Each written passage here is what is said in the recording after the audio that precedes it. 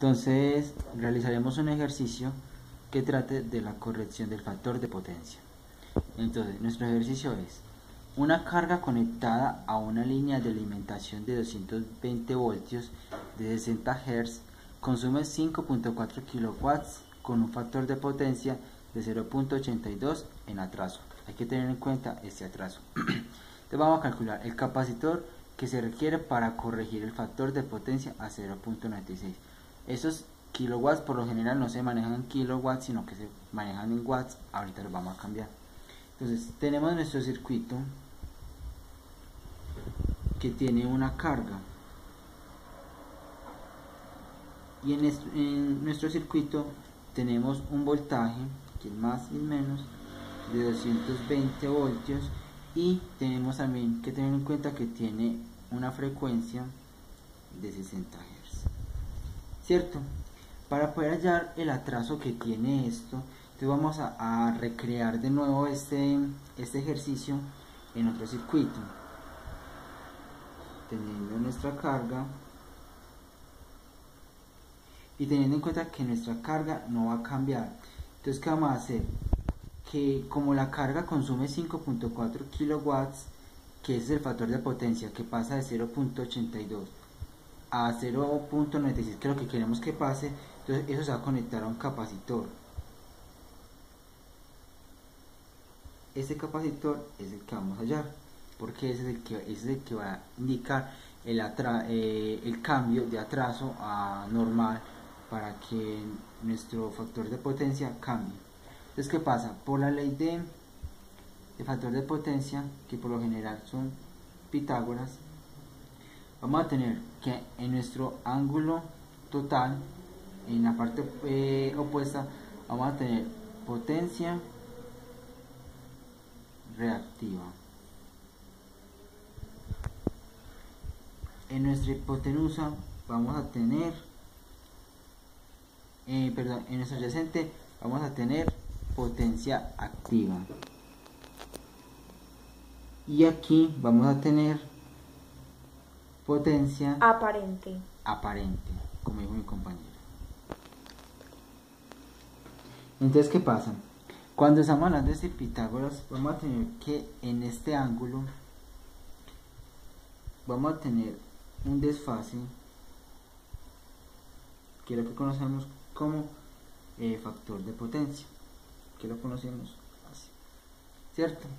Entonces vamos a indicarle ángulos a esto. El ángulo mayor es θ 1 y el ángulo menor es θ 2. Esto lo vamos a llamar QC, que va a ser la potencia reactiva.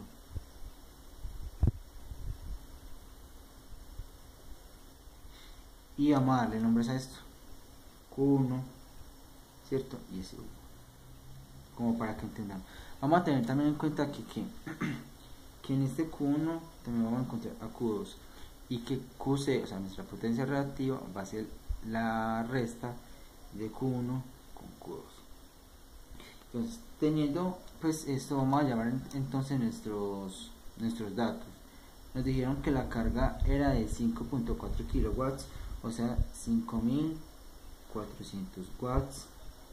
Tenemos el factor de potencia, que es igual a 0.82. tenemos nuestro voltaje en BRMS de 220 y nuestra frecuencia en 60 Hz. Para poder empezar a hallar esto, tenemos que hacer algunos cálculos con nuestros ángulos. Entonces, ¿qué vamos a hacer? La mejor forma de poner en marcha eso o resolverlo es: factor de potencia es igual a coseno de θ1, para poder hallar θ1. Vamos a despejar θ1. Sabemos que cuando despejamos un ángulo, si pasamos nuestra identidad trigonométrica al otro lado, va a pasar como su opuesto, o sea, su coseno a la menos 1 del factor de potencia. Entonces, θ1 es igual a coseno a la menos 1 del factor de potencia, que ya lo teníamos, que era 0.82. Y realizando esos cálculos, tenemos que esto es igual a 34.91 grados. Ya hallamos θ1.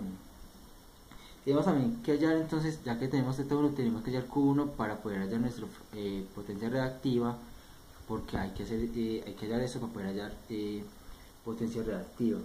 ¿Cómo podemos mirar cómo podemos hallar potencia reactiva? Entonces miramos que también con trigonometría decimos que tangente de θ1, que ya tenemos θ1, sea este, va a ser a Q1 sobre P.